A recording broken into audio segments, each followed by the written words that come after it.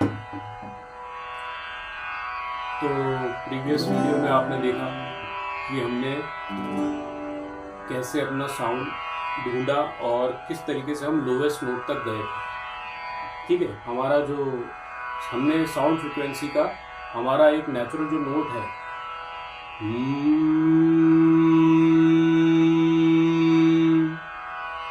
इसका higher note ढूंढा था और अब हम इसका लोअर नोट भी ढूंढ चुके हैं। तो दो फ्रिक्वेंसी रेंज हमें मिली है। एक जहाँ से हमने शुरू करा उसके हायर फ्रिक्वेंसी पे हम पहुँचे तो हायर नोट मिला, और उससे हम लोअर फ्रिक्वेंसी पे गए तो उसका एक लोवेस्ट नोट मिला। तो वो उस लोवेस्ट नोट को हमने इस स्ट्रिंग पे पहले सेट कर दिया। ठीक, यहाँ से हमने इसको स्ट्रिंग को टाइट कर दिया और होल्ड करके और कस दिया उस फ्रिक्वेंसी के हिसाब से जिस फ्रिक्वेंसी का नोट हमें लोवेस्ट पे सबसे ज़्यादा लोवेस्ट पे वो मिला था। तो उस स्थिर स्वर को लोवेस्ट स्थिर स्वर को हमने इस पर फिक्स कर दिया।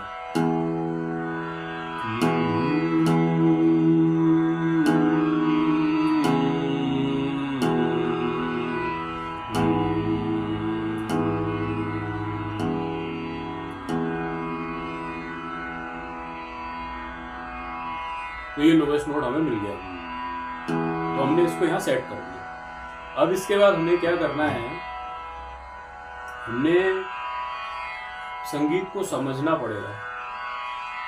तो हमने जब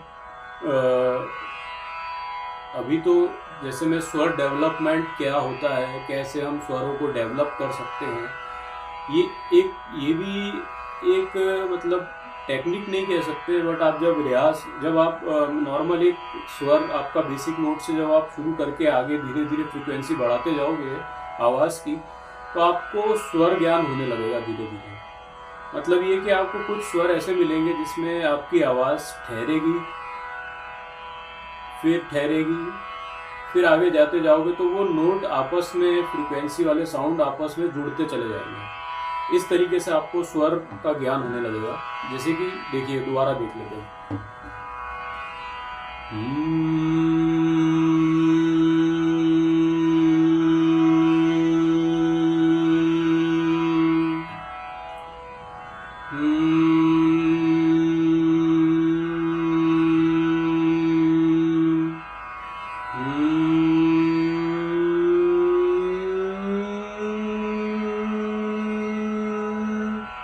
किसी भी पर्टिकुलर नोट पे आप धीरे धीरे फ्रीक्वेंसी जब बढ़ाते जाओगे और किसी भी फ्रीक्वेंसी पे जाके आप रुक जाओ तो आपको स्वर ज्ञान होने लगेगा। जिस भी आप साउंड पे रुकोगे, जिस भी फ्रीक्वेंसी पे रुकोगे, वो आपको ऐसा लगेगा कि पर्टिकुलर किसी फ्रीक्वेंसी पे आप आके रुके हो, तो आपको उस साउंड की पहचान होने लगेगी, ये कह सकते हैं। ठीक है,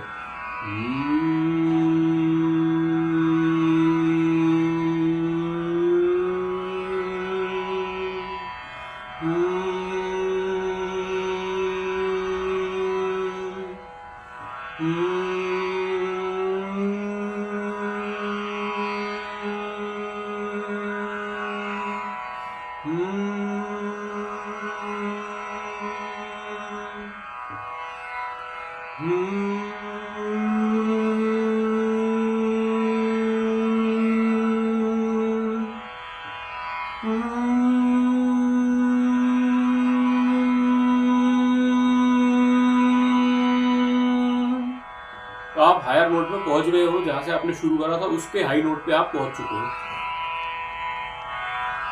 ठीक है, ध्यान से सुने दोबारा से कि स्वरों को कैसे ढूंढा जाता है। ठीक है,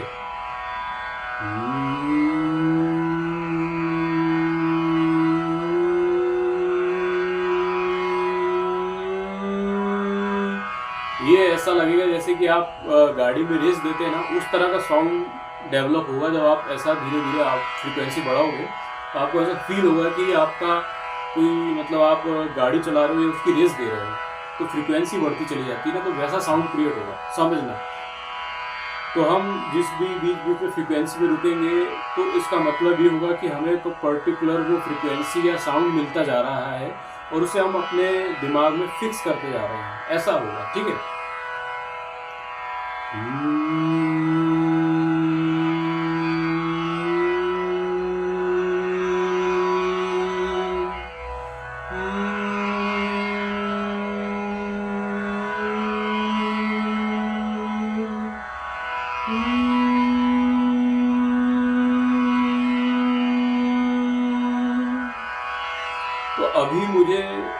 कितने साउंड मिले, कैलकुलेटिव अगर मैं देखूं तो मुझे लगभग 4 साउंड मिले। पहला साउंड जो मैंने शुरू करा, मैं काउंट करके बता देता हूँ।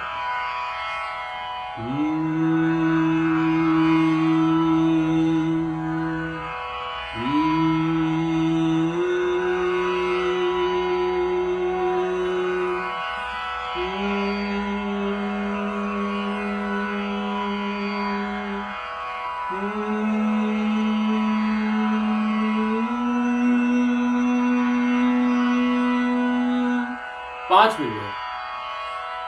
तो मतलब अगर हम नेचुरली ध्यान लगा रहे हैं, स्वरों को ढूंढ रहे हैं या फ्रीक्वेंसीज को ढूंढ रहे हैं, साउंड फ्रीक्वेंसीज को ढूंढने की कोशिश कर रहे हैं, तो हमें टोटल 5 साउंड मिले हैं। ध्यान से एक बार और ट्राई करते हैं।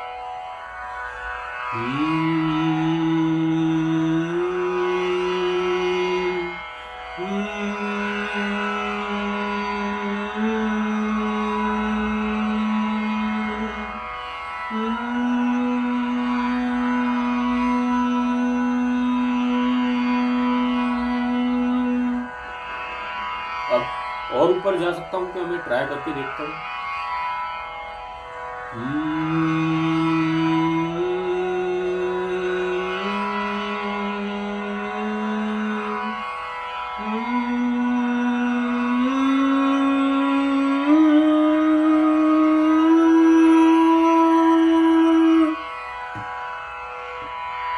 अब मुझे 3 और मिल गए।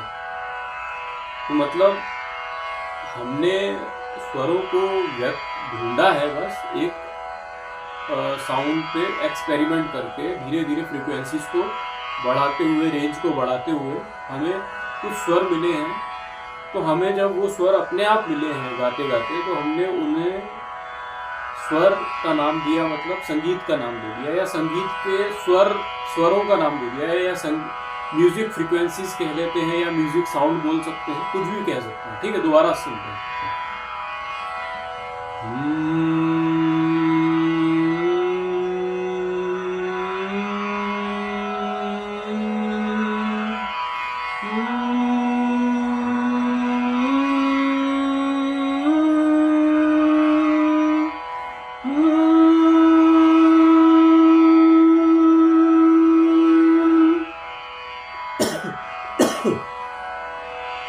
तो आपको समझ में आया होगा कि स्वरों को हम कैसे ढूंढते हैं, या स्वर जो एक साउंड फ्रीक्वेंसीज के अंदर हैं, उन स्वरों को हमने कैसे ढूंढा या उजागर किया, ये हमने देखा।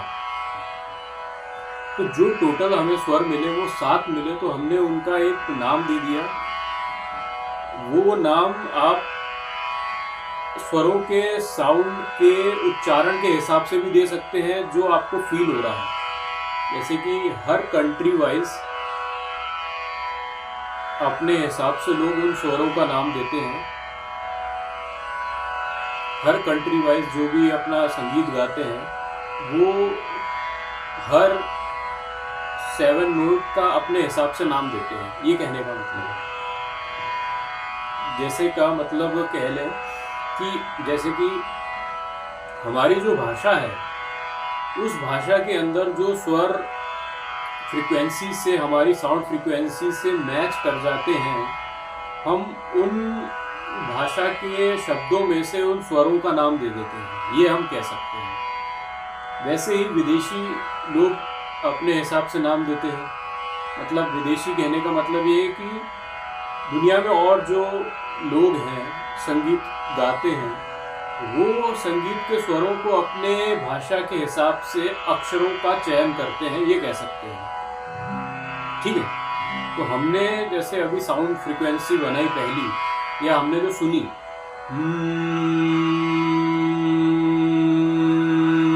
ये हमारा बेसिक नोट है। ठीक है, तो हर इंसान का अपना एक बेसिक नोट है। तो ये मैंने अभी सपोज किया है कि ये मेरा बेसिक नोट है। ठीक है,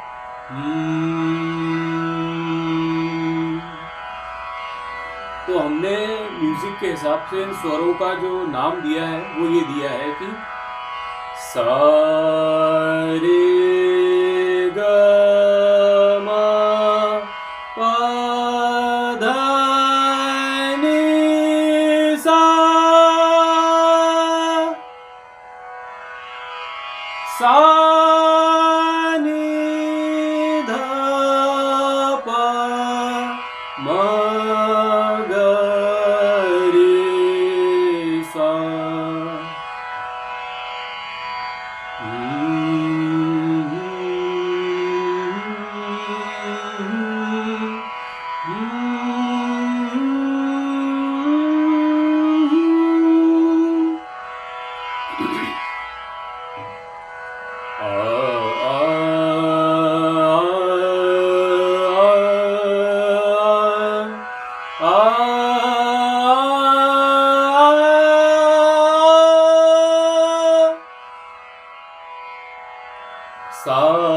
सा रे ग म प ध नि सा। तो ये 7 नोट्स जो फ्रीक्वेंसी हमें मिले, 7 फ्रीक्वेंसी जो हमने साउंड पे एक्सपेरिमेंट करने के बाद जो ढूंढी थी, उनका हमने नाम दे दिया सा। वैसे ही हर भाषा वाले, अलग अलग भाषा वाले जो लोग होते हैं वो अपने हिसाब से उन स्वरों का चयन करके उनका नामकरण कर देते हैं। ठीक, तो ये 7 नोट्स ऑफ म्यूजिक हो गए। अब हमने क्या देखना था कि इंस्ट्रूमेंट कैसे बना सकते हैं। अब हम बना सकते हैं इंस्ट्रूमेंट, क्योंकि हमने पहले फ्रीक्वेंसीज को ढूंढा है जो संगीत की है, या कह सकते हैं जो नाद की फ्रीक्वेंसी है, जो नाद फ्रीक्वेंसीज हैं उनको हमने ढूंढ लिया है। अब उन स्वरों को हमने ढूंढने के बाद जब गाया तो हमें एक आनंद की अनुभूति हुई, और स्वरों के बीच में जो गैप था वो एक सिमिलर बेसिस पे गैप था। मतलब जो डिफरेंसेस थे साउंड के बीच में, फ्रीक्वेंसीज के बीच में, वो लगभग एक इक्वालिटी बेसिस पे थे, सिमेट्री बेसिस पे थे। तो वो ऑटोमेटिक ही हमारा जो आवाज़ है वो डिवाइड करता चला गया फ्रीक्वेंसी को, और 7 नोट्स में कन्वर्ट हो गया, ये कह सकते हैं। जैसे कि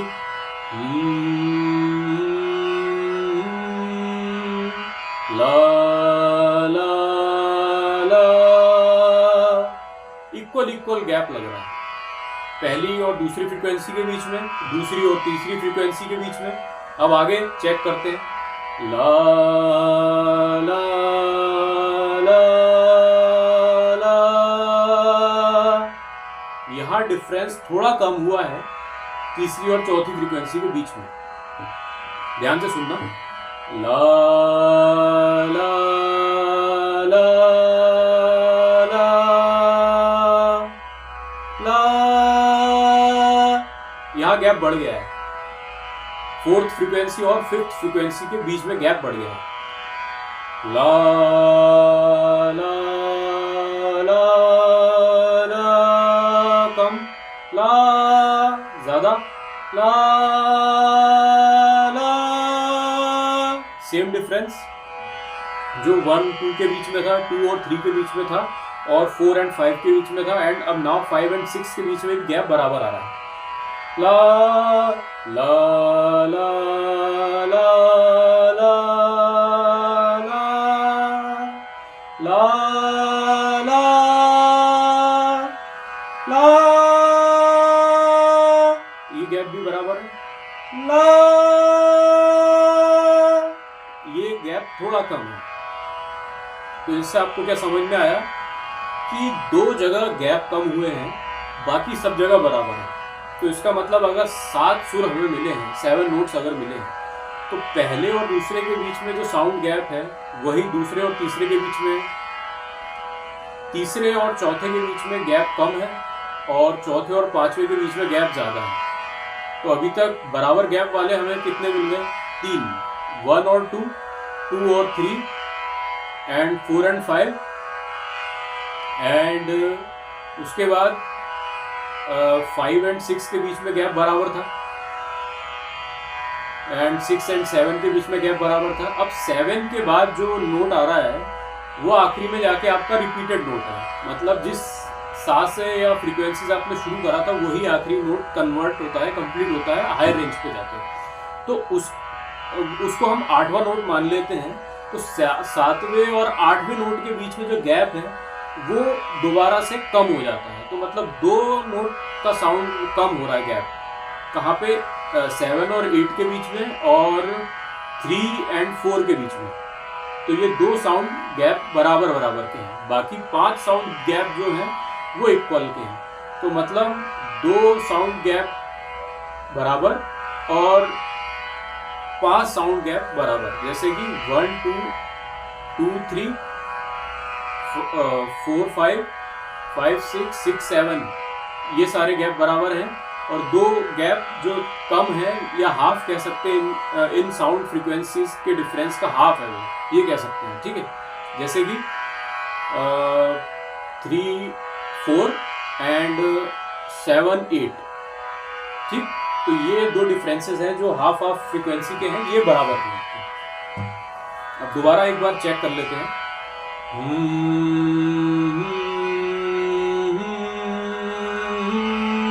ये कम था, ये सेम नोट बराबर डिफरेंस का था। फिर वन का गैप, या हम काउंट कर लेते हैं, एक 5 1 है और 2 हाफ है। तो मैं हाफ वाले में ये बोलूँगा, ये हाफ, मतलब इसको हाफ बोल दूंगा और इसको 1 बोल दूंगा, ये मान के चलते हैं। ठीक है, 1 गैप वाले कौन कौन से हैं वहाँ मैं आपको काउंट करके इशारा करूँगा।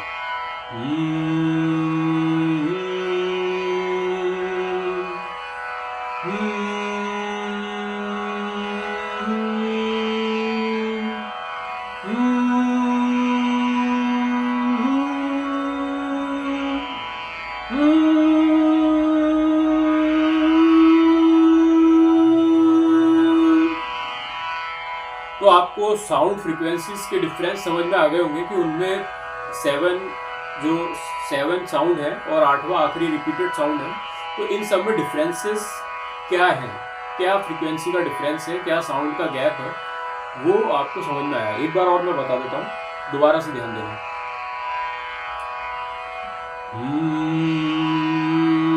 सा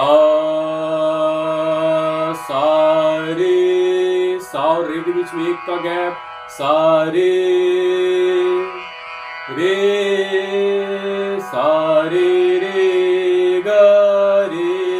गा, एक डिफरेंस, रे गा मा, हाफ का गा मा पा, फिर 1 पा धा धा नी धा। ध्यान, एक बार और रिपीट करते हैं, ध्यान लगाना जरूरी है। सा रे गा मा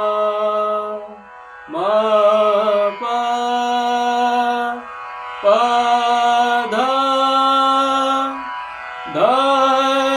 नी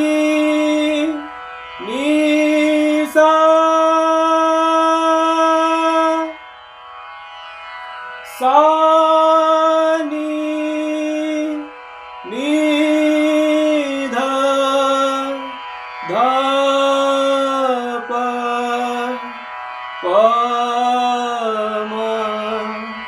म ग रे सा। तो आपको स्वर ज्ञान हो गया होगा कि स्वरों में जो हमने फ्रीक्वेंसीज, म्यूजिक की फ्रीक्वेंसी को ढूंढा है, उनमें क्या गैप हैं, क्या डिफरेंसेस हैं। तो सिमिलैरिटी हमें दिखी और नॉन सिमिलैरिटी भी दिखी। तो कुछ आपको समझ में आया होगा कि सिमेट्रिक क्या है। जनरली फ्रीक्वेंसी डिफरेंस जो है वो सिमेट्रिक बेसिस पर ही है, देखा जाए तो। ठीक है, तो 5 साउंड गैप बराबर है और 2 साउंड गैप बराबर है। तो 5 साउंड गैप और 2 साउंड गैप संगीत में हमने देखे, साउंड फ्रीक्वेंसीज में हमें ढूंढे और हमें मिले। तो हमें पता चला कि संगीत क्या है और किस तरीके से संगीत बनता है। ये हमें रेंज समझ में आ गई कि सारे गाँव पौधे निशा, सा और रे का गैप 1 का है और रे और ग का गैप 1 है और ग और म का गैप 1 है। ठीक है, ग और म का गैप हाफ है, म और प का गैप 1, प और ध के बीच में जो गैप है वो 1, ध और नी के बीच में जो गैप है वो 1 है और नी और सा के बीच में जो गैप है वो हाफ है। तो 2 हाफ और 5 फुल नोट्स। तो ये आपको समझ में आ गया होगा, 5 full notes and 2 half notes, ये हम कह सकते हैं music frequency, music sound frequencies के बाद। और आपको अब ये भी समझ में आ जाएगा धीरे धीरे कि ये अब गिटार हम कैसे डिज़ाइन करेंगे। ठीक है, तो अभी तक आपको स्वर ज्ञान भी हो गया क्या फ्रीक्वेंसीज का ज्ञान हो गया, म्यूजिक फ्रीक्वेंसीज का नॉलेज हो गया कि किस तरीके से संगीत की फ्रीक्वेंसीज को बनाया जा सकता है हमारे गले में, हम अपने गले में डेवलप कैसे कर सकते हैं साउंड फ्रीक्वेंसीज को, और क्या प्रैक्टिस उसके लिए करनी पड़ेगी, ये वीडियो में आपने पूरा देखा।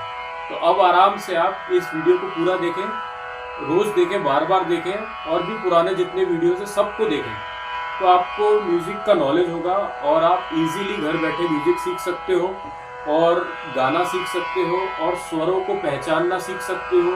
कोई भी संगीत सुन के आप उसे समझ सकते हो, उसका भाव पता कर सकते हो, उसका थाट पता कर सकते हो, उसका राग पता कर सकते हो, और क्या कॉम्बिनेशंस पे वो बना है, किस तरीके की क्या सोच रख के बनाया गया है, या किस फीलिंग का वो राग है या गाना है या म्यूज़िक है, जो भी है वो आपको समझ में आने लगेगा धीरे धीरे। तो बस आपको ध्यान रखना है कि ये प्रैक्टिस जो मैंने बताई है, आप इस प्रैक्टिस को करें और समझते रहें। ठीक है, okay, thank you so much.